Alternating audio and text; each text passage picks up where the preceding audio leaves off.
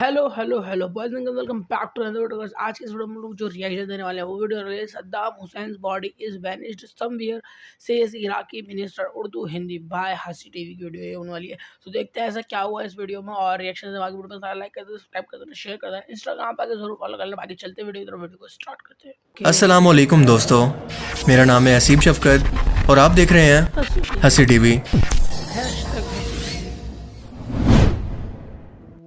Iraq के सदर सद्दाम हुसैन की लाश इस वक्त इनकी कब्र में मौजूद नहीं है, बल्कि वो कहीं पर गायब हो चुकी है। कहां पर ये किसी को नहीं पता। अल जजीरा का ये आर्टिकल देखें जिसके अंदर फौरन इराकी मिनिस्टर मुस्तफ़ा अल कदीमी ने एक हैरत अंगेज दावा किया है और इनका कहना है कि सद्दाम हुसैन की मौजूदा कब्र के अंदर इनकी लाश मौजूद ही नहीं है, बल्कि इसे कहीं दूर वीराने के अंदर या तो फेंक दिया गया है या फिर किसी नामालूम जगह पर दफना दिया गया है। ये सारा माजरा है क्या, इसको जानने से पहले हम सदर सद्दाम हुसैन की मौत की हिस्ट्री को समझने की कोशिश करते हैं। इराक के सदर सद्दाम हुसैन एक रात अचानक से अपने साथियों के साथ इराक की एक बस्ती का दौरा करते हैं। लोगों के घरों में दस्तक देकर इनसे पूछते हैं कि आप लोगों को यहाँ पर कोई तकलीफ तो नहीं। ये लोग सद्दाम हुसैन को अपने सामने खड़ा देखकर खुशी और हैरत से झूमने लगते हैं और देखते ही देखते पूरा इलाका इनके इर्द गिर्द जमा हो जाता है। ये लोग जवाब देते हैं कि नहीं, हमें यहाँ पर कोई तकलीफ नहीं है। सद्दाम हुसैन ने उस वक्त इंतहाई तारीखी अल्फाज कहे कि जब तक मैं जाग रहा हूँ आप लोग सुकून से सो सकते हैं, लेकिन जिस दिन मैं चला गया इराक के अंदर कोई भी शख्स सुकून से नहीं सो पाएगा। तारीख गवाह है कि उनके ये अल्फाज पूरे 24 साल के बाद सच साबित हुए। जब सद्दाम हुसैन जिंदा था इसने अरब मुल्कों को एक साथ जोड़कर रखा हुआ था, लेकिन इसके जाने के बाद आज इराक बिल्कुल तबाह हो चुका है और जल रहा है। अमेरिका ने पहले इराक पर इक्तसादी पाबंदियां लगाकर इसकी मईशत को कमजोर किया, जिसकी वजह से 10 लाख बच्चे भूख से मर गए। और फिर इसके बाद इसने इराकी तेल पर कब्जा करने के लिए, इस मुस्लिम इत्तेहाद को तोड़ने के लिए और इराक की फौज को कमजोर करने के लिए अंदर ही अंदर ऐसी बगावत करवाई, खाना जंगी करवाई कि सद्दाम हुसैन को दुनिया के अंदर अकेला करके इस पर वेपन ऑफ मास डिस्ट्रक्शन बनाने का इल्जाम लगाकर, यानी न्यूक्लियर हथियार बनाने का इल्जाम लगाकर अमेरिका और इसके 30 मुल्कों की फौज ने इराक पर 2003 के अंदर चढ़ाई कर दी और पूरे इराक पर बमबारी करके इसे पत्थर के दौर के अंदर पहुंचा दिया। 6 लाख इराकियों को नाहक कत्ल कर दिया। सद्दाम हुसैन को 2006 के अंदर फांसी दिलवा दी गई और आखिर के अंदर CIA ने खुद ये रिपोर्ट दी कि इन्हें इराक के अंदर कोई भी न्यूक्लियर हथियार या वेपन ऑफ मास डिस्ट्रक्शन नहीं मिले, जिसको बुनियाद बनाकर इराक पर हमला किया गया था। सद्दाम हुसैन का ये मुजस्मा गिराने वाला शख्स आज रो रहा है कि अमेरिका हमें एक सद्दाम से बचाने के लिए आया था कि वो जालिम है, लेकिन हमारे मुल्क को तबाह करके हमें कई सौ साल दुनिया से पीछे ले जाकर आज हमें लावारिफ छोड़कर कहीं पर चला गया है। अमेरिका ने इराक पर हमले से पहले इंतहाई चालाकी से ईरान और इराक की मसलक की बुनियाद पर जंग को हवा दी, इनके लाखों फौजियों को आपस के अंदर लड़वा कर मरवा दिया और इन दोनों मुल्कों को खूब असला बेचकर खूब पैसा कमाया। जब ये दोनों मुल्क आपस में लड़ कर कमजोर हो गए तब इराक की असली दौलत यानी तेल को लूटने का मंसूबा बनाया, लेकिन इस मंसूबे की सबसे बड़ी रुकावट खुद सद्दाम हुसैन था, क्योंकि सद्दाम हुसैन ने पहली बार इराकी तेल को नेशनलाइज कर दिया था, यानी बाहर की कोई भी कंपनी इस तेल को नहीं निकाल सकती थी। बस फिर क्या था, अमेरिका के मुताबिक इराक की जमहूरियत खतरे में पड़ गई, वहां पर डिक्टेटरशिप पैदा हो गई और खतरनाक हथियार भी बनने लगे। लिहाजा इस पर 2003 के अंदर हमला कर दिया गया कि कहीं दोबारा से सितंबर 11 जैसा हमला इस पर ना हो जाए। अब इस हमले के दौरान अरब मुल्कों ने कुवैत के मसले की वजह से सद्दाम हुसैन का साथ छोड़ दिया था। दरअसल कुवैत का इशू ये था कि अमेरिकन सफीर अप्रैल गिलेस्पी ने सदर सद्दाम हुसैन को उकसाया कि कुवैत इराक के तेल को मुसलसल इसके करीबी सरहदी इलाके से चोरी कर रहा है। अगर इराक इससे फौजी तौर पर निपटना चाहता है तो अमेरिका को इस पर कोई इतराज नहीं। सद्दाम हुसैन ने कुवैत पर बिना सोचे समझे हमला कर दिया और ये उनकी सबसे बड़ी गलती साबित हुई। इराकी फौज ने कुवैत पर कब्जा कर लिया और इसको अपने इलाके के अंदर शामिल कर लिया। अरब दुनिया ने इस मसले पर सद्दाम हुसैन को बहुत समझाया, लेकिन सद्दाम हुसैन ने उनकी एक ना मानी और यही वो अमेरिका की चाल थी जिसको सद्दाम हुसैन समझ ना सके और अमेरिका के झांसे में आ गए। अरब मुल्क कुवैत की वजह से सद्दाम हुसैन से नाराज हो गए और अमेरिका ने दिन रात मीडिया पर प्रोपेगेंडा किया कि कुवैत के बाद सद्दाम हुसैन अपनी बाकी फौज अरब मुल्कों के अंदर उतारने वाला है।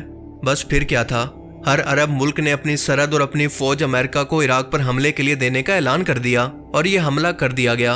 अगर उस वक्त अरब मुल्क अमेरिका की मदद ना करते तो यह हमला किसी भी सूरत मुमकिन नहीं था। पर इस हमले के पीछे दरअसल अमेरिका का मकसद ये था कि इराक की तेल की दौलत को लूटा जाए और इराकी फौज मुस्तकबिल के अंदर इतनी ताकतवर ना हो सके कि मुस्तकबिल के अंदर अमेरिका को आंखें दिखाए या इसराइल के सामने खड़ी हो जाए। लिहाजा प्लान के मुताबिक बिल्कुल ऐसा ही किया गया। 20 मार्च 2003 को यह तबाही शुरू हुई, कत्लेआम शुरू हुआ जिसमें 6 लाख लोगों को शहीद कर दिया गया। सदाम हुसैन के 2 बेटों को कत्ल कर दिया गया और 6 महीने के बाद तकरीर शहर से सदाम हुसैन को भी ढूंढ लिया गया।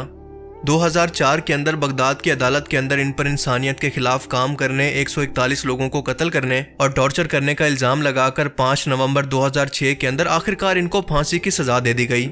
इनकी फांसी की अपील को भी मुस्तरद कर दिया गया। फांसी से पहले सदाम हुसैन ने अपने लोगों को एक खत भी लिखा और इन्हें इकट्ठा रहने का मशवरा दिया और ये भी कहा कि जिन लोगों ने इराक पर कब्जा किया, इन मुल्कों के लोगों से नफरत ना करो, बल्कि इनके हुक्मरानों के खिलाफ आवाज उठाओ जो कि ये पॉलिसियां बनाते हैं।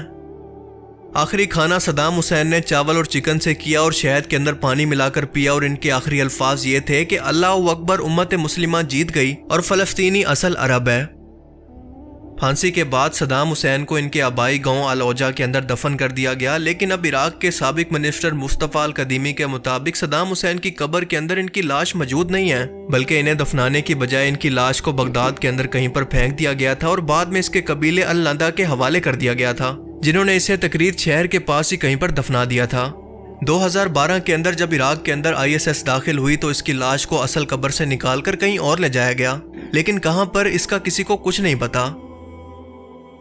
अब इस हरकत का सीधा सीधा मकसद ये था कि अमेरिका चाहता था कि सदर सदाम हुसैन की तजलील की जाए ताकि कल को भी लोग इसकी लाश की वजह से कहीं पर इकट्ठे ना हो जाएं।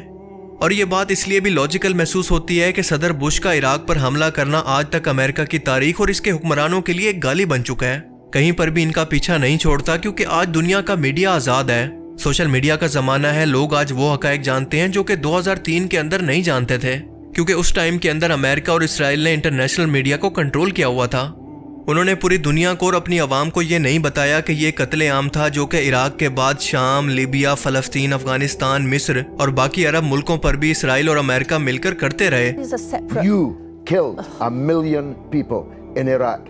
It's incredible that you have the brass neck to be sitting here now urging another Iraq war. George, after if what I you've was still already in done. Parliament, There were a lot of people that think, look, bottom line, there were no weapons of mass destruction. They said there are weapons of mass destruction. I was against the war when it started. Do you think the President of the United States, George W. Bush, lied? Well, look, to the I'm not going to American get your vote, people? but that's okay. We have spent $2 trillion in Iraq and fighting Iraq. We have wounded warriors who I love all over the place. These are the most incredible. These are braver than all of us in this room put together. I look at the attitude and I work with them, and these are great people. We got nothing. We have nothing. We're not even there. We can't even make a phone call right. International media conferences और international forums पर हर जगह Iraq की तबाही का ये सवाल मौजूदा America के हुक्मरानों के लिए खौफ की अलामत बना हुआ है। आज लोग ये सवाल करते हैं कि खुद को किस मुंह से ये इंसानी हकूक के अलमबरदार के तौर पर पेश करते हैं, इंसानी हकूक की बात करते हैं, जबकि 10 लाख बेकसूर इराकियों को खुद कत्ल करने के बाद आज फलस्तीन के 40,000 बच्चों, बूढ़ों और माओं के कत्लेआम के अंदर वो खुलेआम इसराइल की भी मदद कर रहा है। क्योंकि सच और कत्ले नाहक कभी भी छुपता नहीं है, चाहे इस पर जितने भी पर्दे क्यों ना डाल दिए जाएं, एक ना एक दिन ये सामने जरूर आता है, और आज भी कुछ ऐसा ही हुआ है। बाकी आप इस बारे में क्या सोचते हैं, अपनी कीमती राय का इजहार कमेंट सेक्शन में जरूर करें। Thanks for watching this video. अल्लाह हाफिज। के तो गाइस देखो, तुम्हें क्या लगता है, तुम लोग बताओ। मेरे को तो लगता है देखो, ये तो उसके ऊपर यूएसए के ऊपर हमेशा ये चीज़ रहेगी, क्योंकि जब उसने बिना उसके करा, बिना किसी सबूत के, बिना उसके बेकसूरों को मारा, तो फिर तो इस चीज़ का तो भाई तुम बदला मिलेगा और पूरी ज़िंदगी मिलता रहेगा अब तो, क्योंकि मार दिया उन्होंने उन लोगों को ना। तो और अब जो है, अब लोगों की बातें, अब लोगों को समझ है, अब लोगों को पता है कि क्या है। इस वजह से लोगों ने भी इनसे सवाल करते रहते, बार बार उन्हें टेंशन में लाते रहते हैं और सही लाते हैं, सही करते हैं। जो सद्दाम हुसैन ने कहा था ना, कि उसने बिल्कुल सही की थी सद्दाम हुसैन जी ने बात, कि तुम मेरे बाद चैन की नींद नहीं सो पाओगे। तो फिर वही चीज़ है ना, क्योंकि जब मैं चले जाऊँगा, क्योंकि तुमने उनके जाने के बाद इराक के ऊपर ही अटैक कर दिया उसने, इराक के टाइम पर अटैक कर दिया। और अब इराक ऐसे ही पड़ा रहता, पता नहीं कैसा हो गया इराक। देखेंगे इराक की भी हिस्ट्री और अब का भी देखेंगे क्या हुआ क्या नहीं। तो अगर तुम लोगों को वो वीडियो देखनी है तो मुझे कमेंट सेक्शन में बताना, मैं देख लूँगा, किसी की ढूंढ लेंगे, और नहीं तो देखते हैं। बाकी वीडियो कैसी लगी बताना कमेंट सेक्शन में। वीडियो पसंद आए लाइक कर देना, सब्सक्राइब कर देना, शेयर कर देना, इंस्टाग्राम पर जरूर फॉलो कर देना। बाकी मैं चलता हूँ, मिलता हूँ नेक्स्ट वीडियो में। तब तक peace and love and bye bye.